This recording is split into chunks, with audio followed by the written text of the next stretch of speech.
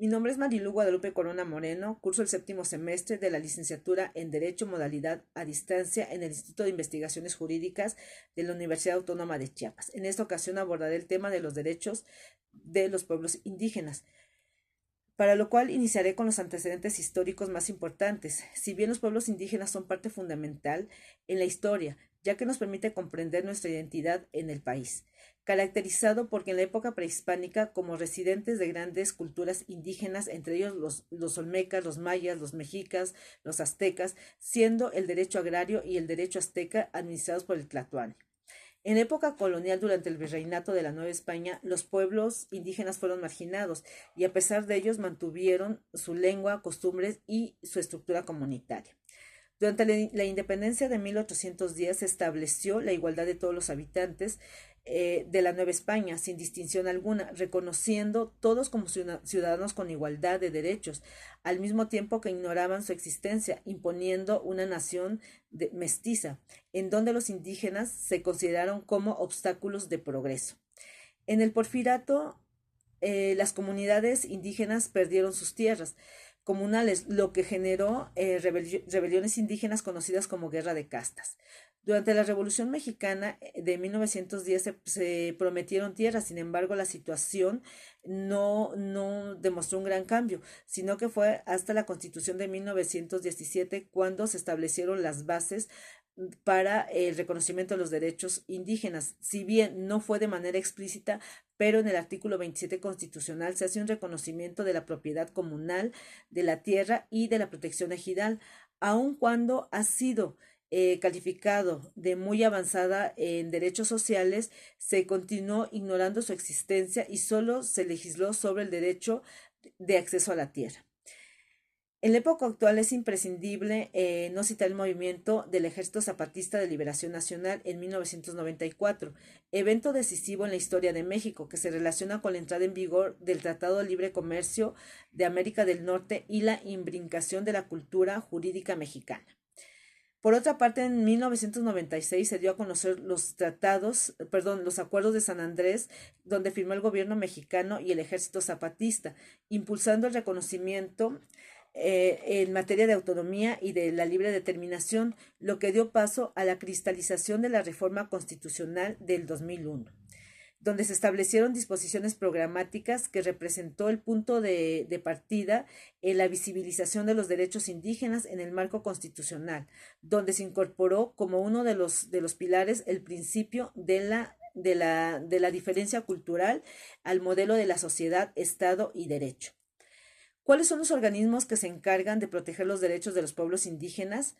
En la Carta de las Naciones Unidas se estableció la necesidad de realizar la cooperación internacional para el desarrollo y estímulo del respeto a los derechos humanos y a las libertades fundamentales de todos sin hacer distinción por motivos de raza, sexo, idioma o por religión.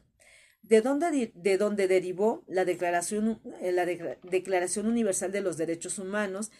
donde se establece que todos los seres humanos nacemos libres e iguales en dignidad y derechos? Entre otros organismos internacionales se citan a la Organización Internacional del Trabajo, la OIT, que fue el primer tratado que aborda la problemática indígena en el convenio número 107 sobre sobre poblaciones indígenas y tribales. Por otra parte está el Pacto Internacional de Derechos Civiles y Políticos, que es la Declaración sobre los Derechos de las Personas pertenecientes a minorías nacionales o étnicas, religiosas y lingüísticas. La Convención 169 de la OIT y la Declaración de las Naciones Unidas para los Derechos de los Pueblos Indígenas. En cuanto a la Comisión Nacional de Derechos Humanos en México, aborda la situación de los pueblos indígenas en los países, destacando las violaciones a sus derechos humanos, a la necesidad urgente de reconocer y de garantizar su plena dignidad. Ahora bien, como resultado a la lucha y resistencia sociales de los pueblos y comunidades indígenas, hoy se tienen reconocidos derechos, tanto a nivel nacional como internacional. En el ámbito nacional, los derechos de los pueblos y comunidades indígenas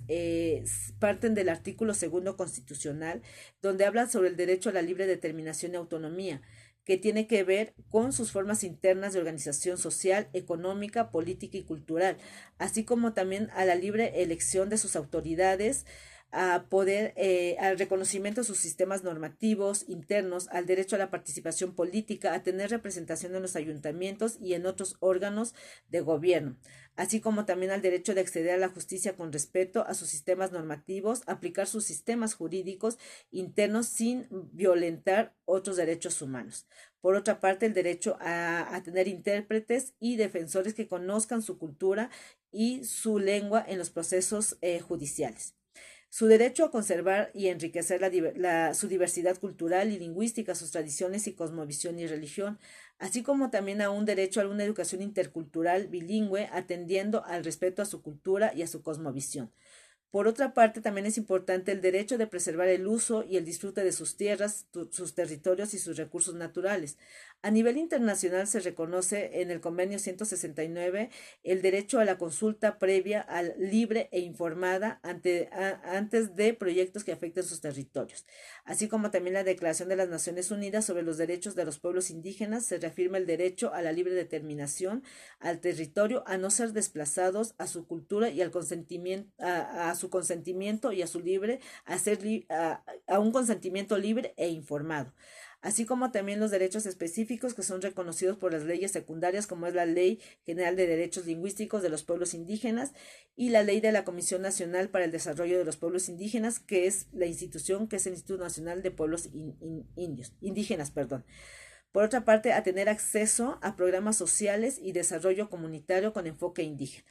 A manera de conclusión, se puede decir que a pesar de la reforma constitucional del artículo segundo, no ha sido posible garantizar de forma efectiva el reconocimiento a estos derechos, como es el de la libre determinación y su autonomía, quedando en una etapa a nivel Estado, por lo que todavía existen muchos vacíos a nivel legislativo que se deberán de atender. Gracias.